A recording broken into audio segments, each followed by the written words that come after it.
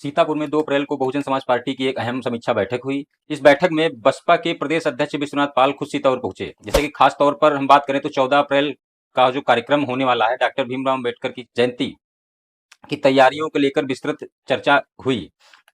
बैठक का माहौल पूरी तरह संगठन के तौर पर था, लेकिन इसके भीतर कई बड़े राजनीतिक संकेत भी छिपे हुए थे। प्रदेश अध्यक्ष ने साफ शब्दों में सभी पदाधिकारियों को निर्देश दिया कि 14 अप्रैल के कार्यक्रम को सिर्फ एक औपचारिक आयोजन ना बनाया जाए, बल्कि इसे मिशन की तरह लिया जाए। उन्होंने कहा कि हर सेक्टर, हर बूथ और हर जिम्मेदार पदाधिकारी की यह जिम्मेदारी है कि वह अधिक से अधिक युवाओं को जोड़कर इस दिन को ऐतिहासिक बनाएं। सबसे खास बात जो इस बैठक में निकलकर सामने आई वह यह थी कि वह युवाओं को लेकर दी गई सख्त गाइडलाइन थी, जिसमें कि विश्वनाथ पाल ने अपने सभी पदाधिकारियों से कहा कि हर पदाधिकारी कम से कम 18 से 25 वर्ष के बीच के 10 युवाओं को अपने साथ बैठक में लेकर आएं। यानी कि पार्टी अब सीधे तौर पर युवाओं पर फोकस करने की रणनीति पर काम कर रही है। यह संकेत साफ है कि बीएसपी अब आने वाले चुनावों को ध्यान में रखते हुए अपनी जड़ें और मजबूत करना चाहती है, और इसके लिए युवाओं को जोड़ना सबसे बड़ी प्राथमिकता है। लेकिन इसी दौरान एक और बात सामने निकल कर आई कि इस बैठक को सिर्फ एक संगठन के तौर पर नहीं रहने दिया, बल्कि इसे राजनीतिक तौर पर भी बेहद महत्वपूर्ण बना दिया। विश्वनाथ पाल ने अपने भाषण में बिना किसी का नाम लिए यह कहा कि समाज के कुछ दलाल नीला झंडा और नीला गमछा डालकर हमारे युवाओं को गुमराह कर रहे हैं। यह बयान अपने आप में एक बहुत बड़ा राजनीतिक संदेश।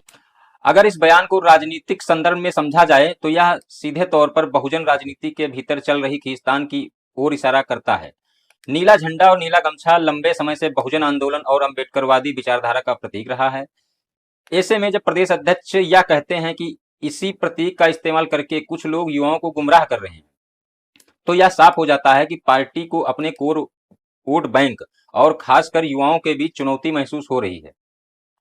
हालांकि उन्होंने बिना किसी का नाम लिए कहा, लेकिन राजनीतिक गलियारों में इसे सीधा जो है चंद्रशेखर आजाद की ओर इशारा माना जा रहा है। चंद्रशेखर आजाद और उनकी जो पार्टी सक्रियता खास तौर पर युवाओं के बीच वही देखी भी जा रही है।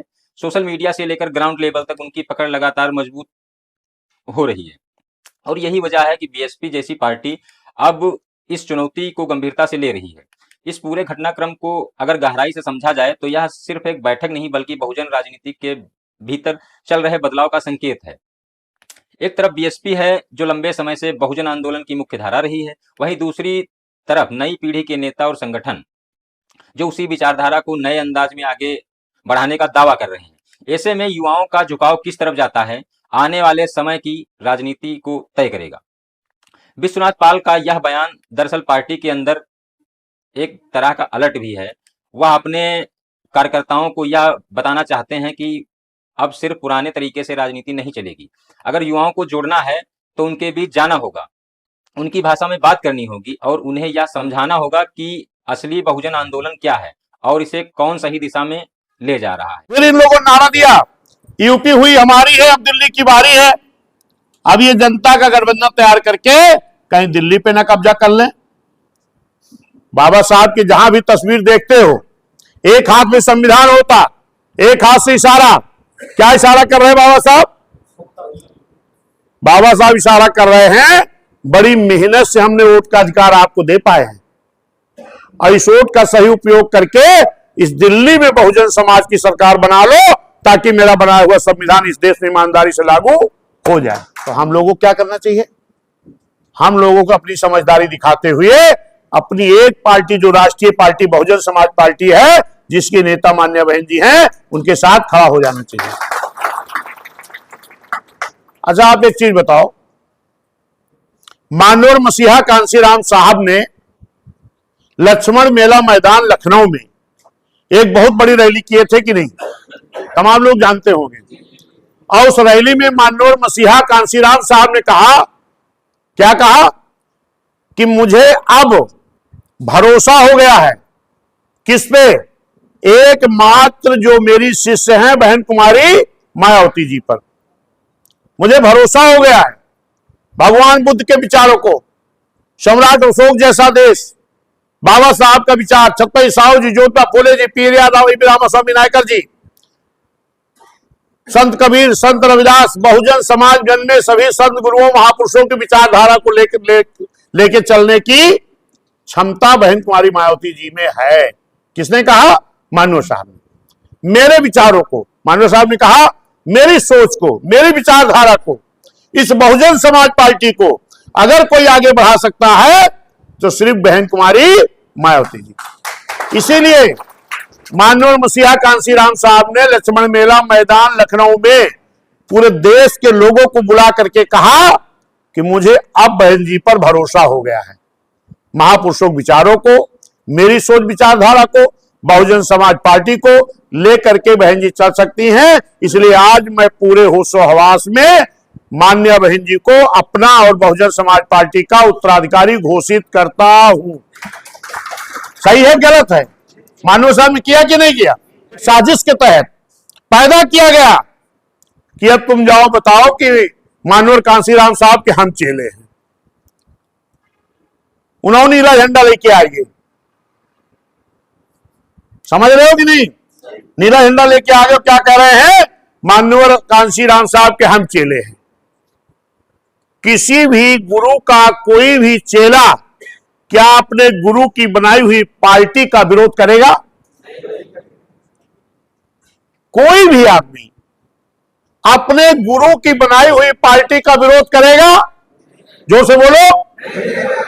अपने गुरु के द्वारा बनाए गए उत्तराधिकारी का विरोध करेगा?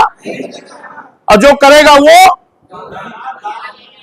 करेगा वो निश्चित जान लो कि किसी बहुत बड़ी साजिश का शिकार हो गया है। समझ गया कि नहीं? लेकिन ये बात आप तो समझ रहे हो, ये बात कौन नहीं समझ रहा? जो भानुवर साहब ने जब घोषणा किए तब वो पैदा नहीं था। ये बात वो नहीं समझ रहा है जब बहन जी की सरकार 7 से 12 तक कुल मोहम्मद की चली तो जिसकी उम्र 2 साल की थी, 18 साल के नौजवान की उम्र 2007 में कितनी उम्र रही होगी? कितनी साल? 2 साल, 3 साल है? अब 25 साल वाले की 8 साल और 30 साल वाले की 12 साल। क्या समझेगा कि बहन जी ने कितना संघर्ष किया है? समझेगा? उसी को लोग बरगला करके झूठे ही जय जय जय जय जय भीम करा रहे हैं।